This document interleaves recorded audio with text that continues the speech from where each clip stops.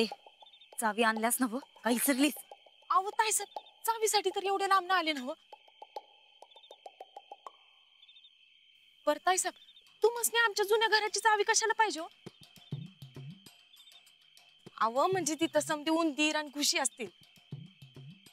मग चांगलं आहे की. माझ्या पोरीचं घर पोखरनं आल्या उंदराला उंदरांची सोबत. म्हणजे आणि हे कोण आहे घोंगडीत? उंदीर.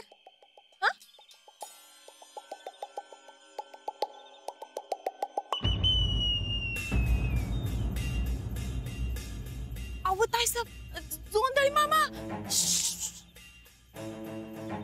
जोंधळी मामा नाही, उंदीर मामा. याला लपवायचंय तुझ्या जुन्या घरात.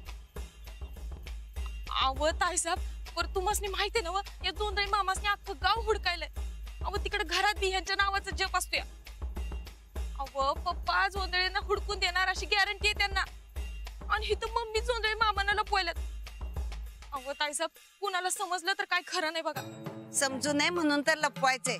चल रे उंदरा. पण अक्का, घरात उंदर आहेत असं म्हणते चंदा, तिथं कसं राहू? तू काय बी काळजी करू नगस. ही उंदर पोटापुरती पोखरत्यात. पण तू काय बी लिमिट ठेवली नाहीस म्हणजे ह्यांच्यापेक्षा डेंजर तू हायस. भ्या तुला नाही, त्या बिचाऱ्या उंदरांना हाय.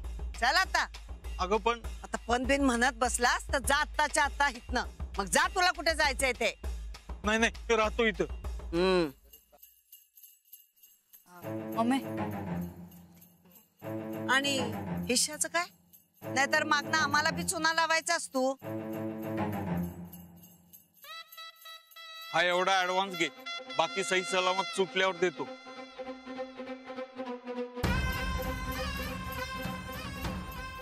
ते म्हणजे झालं. जा आता. ठीक आहे चावी. रा भिनगोर तिकडं. आता कुणी बी येणार नाही.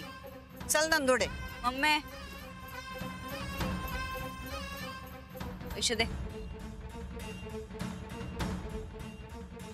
चल चंदे.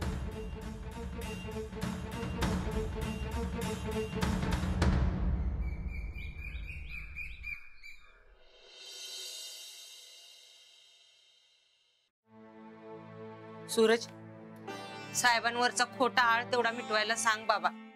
अगं त्यासाठी चाललोय गोदक्का. सूरज, जे काय बोलायचं ते विचार करून बोला. सीएम एकदम हुशार माणूस आहे. मी अजिबात काळजी करू नका. वहिनी जे काय बोलणार एकदम नीट बोलणार बघा, गॅरंटी आपली. अरे वा, सगळी तयारी करून निघालीच वाटतं. हो, आपली बाजू मांडायची तर तयारी करायलाच हवी ना आबा. तू सगळं व्यवस्थित सांभाळणार, खात्री आम्हाला. हो हो आबा, मी श्रीहरी आणि जोंधळ्यांबद्दल सांगणारच आहे. पण मी तुम्ही रिजेक्ट केलेली लिस्ट सुद्धा घेतली. अजून काही असेल तर सांग. नाही एवढं ठीक आहे. काय माझ्या माणसांची नावं सांगून चालणार नाही. चालेल, निघू मग आम्ही.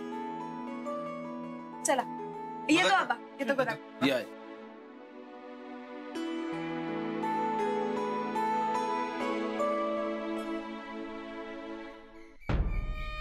अगं बाई, निघाला काय? हो. बरं झालं बाई चंदे, टायमावर आलो. चला जाऊया. कुठं? अहो कुठं काय, सीएम साहेबांची भेट घ्यायला जायचंय ना व. चला. तुझी काय गरज आहे तिथं? आमची काय गरज आहे म्हणजे? एवढी मोठी मीटिंग आहे, तिकडे कोण बोलायला ना ग बाय? वहिनी आहेत बोलायला.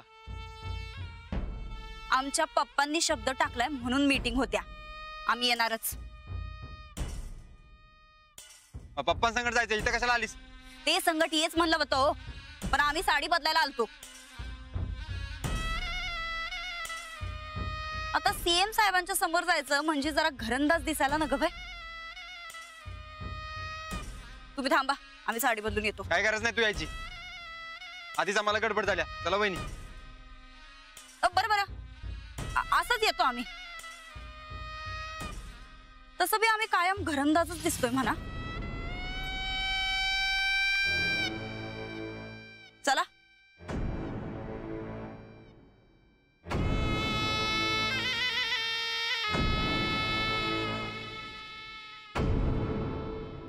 वहिनी साहेब आल्या तर काय होईल आणि काय नाही.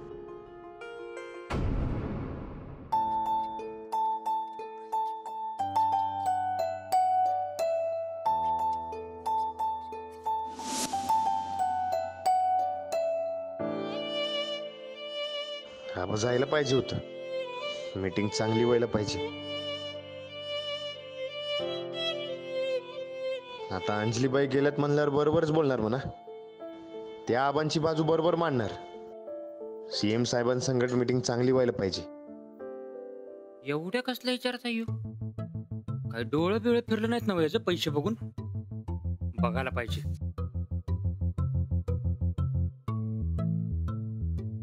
काय चाललं रे तुझा? काय नाही. हे राणा, तू जपून राहा. पैसा लय वाईट चीज आहे. माणसाचा कवा सैतान होईल काय सांगता येत नाही. माहित आहे मला. या समजाचा अनुभव आहे. त्या टोण्याची तुम्ही काय बी काळजी करू नका.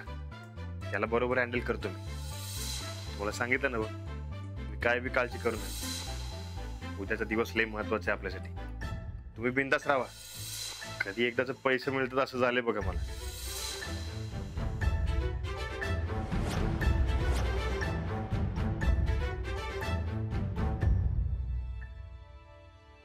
काय झालं रे? काय नाही. ते तुझं चालू दे. हा, मी तुला कुठं अडवणार नाही, ध्यानात ठेव. तुझ्या मनात आहे तसंच कर तू. फक्त मला काय करू नकस. तुझं चालू दे, मी साईडला बसतो.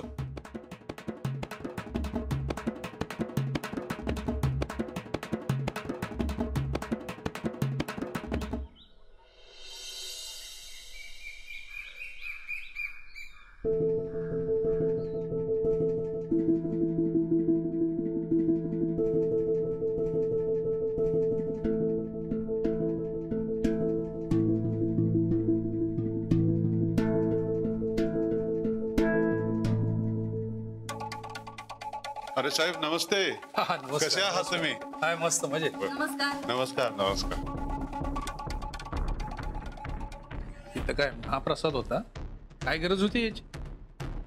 हो, आम्हासनी बी आमच्या सासऱ्याची काळजी वाटत्या म्हणून आलो.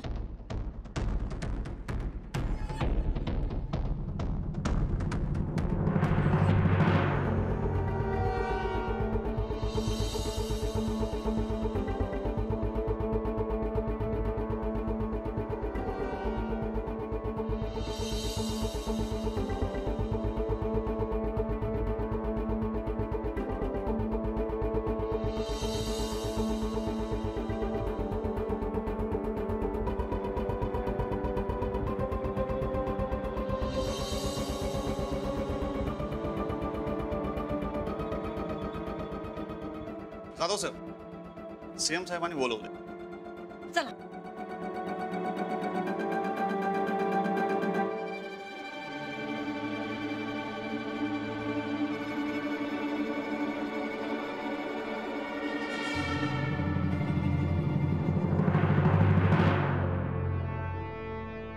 साहेब, जाधव साहेब आले.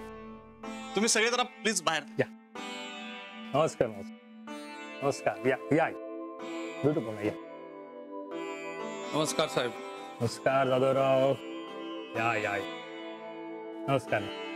बसा बसा बसा. साहेब, मी ओळख करून देतो. हे आमचे जावई सूरजराव. नमस्कार. नमस्कार. प्रतापरावांचे धाकटे चिरंजीव. बर. आणि या प्रतापरावांच्या थोरल्या सुनबाई अंजली. नमस्कार. शिक्षिका आहे. अरे वा, तुमच्या मिस्टरांची कीर्ती पोहोचली आमच्यापर्यंत. क्रीडा पुरस्कारासाठी यंदाच्या यादीत नाव सुद्धा आलंय त्यांचं. मला वाटतं राणा रणविजय गायकवाड कुठे आहेत? आले नाहीत का ते? नाही, एका महत्वाच्या कामासाठी मुंबईला जावं लागलं त्यांना. हरकत नाही, पुन्हा भेटू निवांतपणे. आणि आम्ही प्रतापराव गायकवाडांच्या सुनबाई नंदिता गायकवाड. सुनबाई म्हणजे धाकट्या सुनबाई का?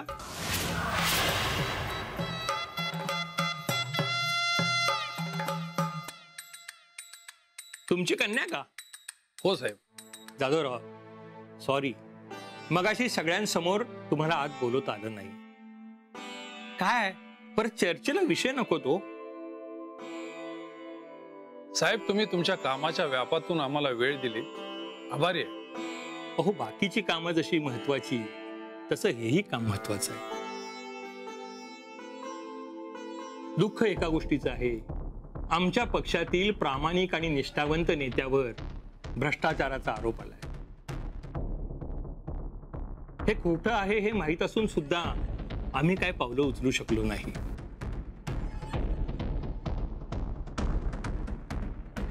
कशा आहेत प्रतापराव? बरेत आता, पण मनात अजूनही दुःखी आहे. भलताच आळ आल्याने जरा दुखावले. म्हणूनच आले नाहीत का? मी त्यांची परिस्थिती समजून घेऊ शकतो. आबा 15 दिवसात आमदारकीचा राजीनामा द्यायचं म्हणतात. हो, बोलले पीए मला. आमच्या मामांजींनंतर या भागात आमच्या पप्पांचं चांगलं वजन आहे बरं का. हो साहेब, आम्हाला श्रीहरी नावाचा एक एजंट सापडला आणि त्याचा माग काढल्यावर जोंधळेंचं नाव समजले.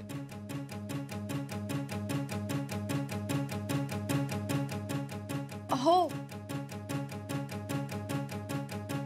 हे बघा, ही आबांनी रिजेक्ट केलेली लिस्ट, ही रिजेक्ट करून सुद्धा जाहीर झाली आणि मग ती रद्द झाल्यावर सगळं पुढे सुरू झालं. आबांनी कुणाकडून कधी 1 रुपया सुद्धा घेतला नाही. जे काही पैसे घेतले ते त्या श्रीहरीनी आणि जोंधळेंनी. आम्हालाही जोंधळेंची डायरी सापडली, त्यामध्ये कुणाकडून किती पैसे घेतले याची नोंद आहे.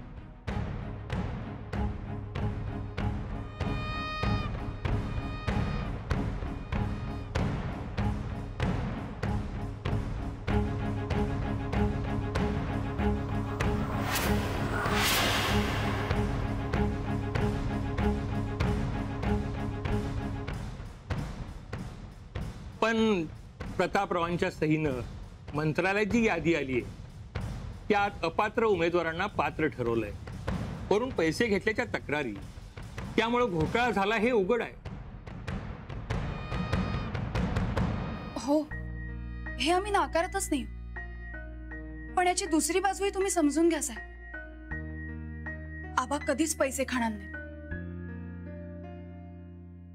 आबांना फसवून त्यांच्याकडून सह्या करून घेतल्या जोंधळेंनी.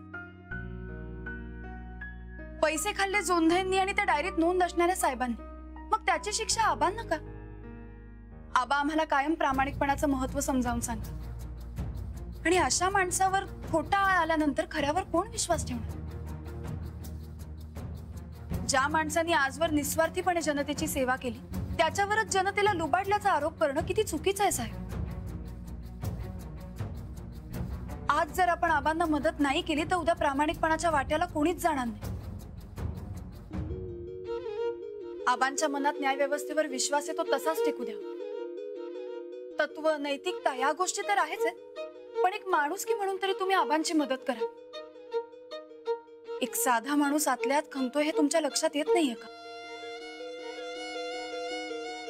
आम्हाला आमचे पूर्वीचे आबा परत हवे, त्यासाठी आम्हाला तुम्ही प्लीज मदत करा. तू ज्या पद्धतीने प्रतापरावांची बाजू मांडलीस, तुझी तळमळ मी समजू शकतो. तुझ्यासारखी सून प्रतापरावांना मिळाली हे प्रतापरावांचं भाग्यच आहे.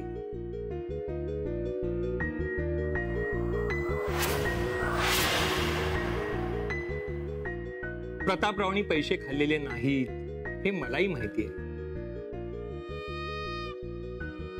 पण मलाही काही मर्यादा आहेत. मी फक्त एकच सांगू शकतो, गायकवाड साहेब या प्रकरणात गुंतलेले नाहीत. हे जर तुम्ही लवकरात लवकर सिद्ध केलं तर ते निश्चितपणे पुन्हा मंत्रिपदावर येतील. हे माझं वचन समज.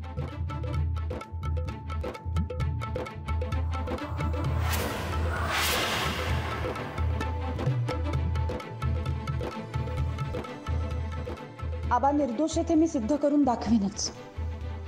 कारण सत्य हे सत्यच राहतं. कोंबडं झाकलं तरी उगवायचं राहत नाही.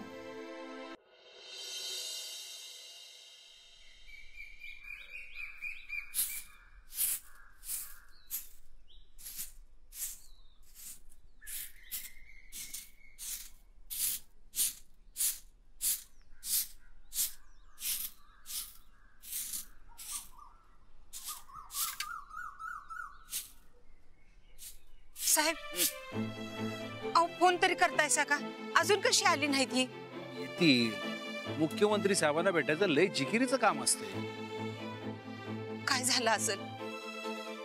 ते साहेब ऐकतील ना? आता का शांतीनं घ्या. अंजीला आल्यानंतर कळल की समज. ती गेली ना व तेव्हा चांगलीच बातमी आणणार.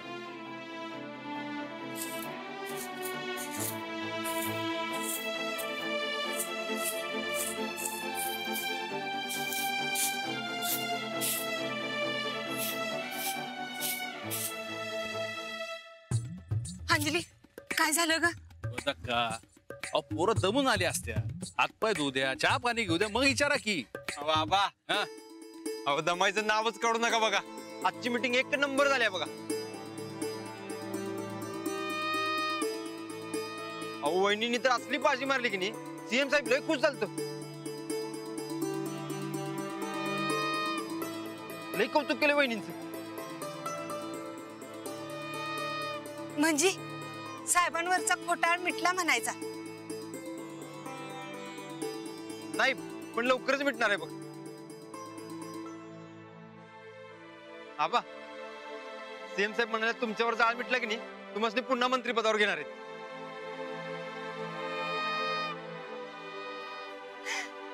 देवच पावला म्हणायचा. मी म्हणलं होतं अंजली गेली म्हणजे चांगलीच बातमी घेऊन येणार. समधी तिचीच कमाल आहे. माझी काय कमाल आबा? खरी कमाल तर तुमची आहे. मी फक्त तुमचा प्रामाणिकपणा त्यांना समजावून सांगितलं. मी फक्त तुमची बाजू खरी आहे हे लक्षात आणून दिलं. ही काय स्वतःचं कौतुक करून घ्यायची नाही.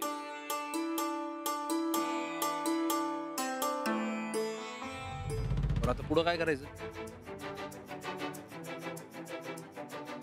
आता जोंधळे सापडणं हेच एकमेव उत्तर.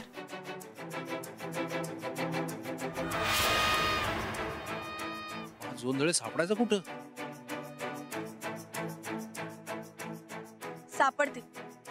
माझं मन मला सांगते.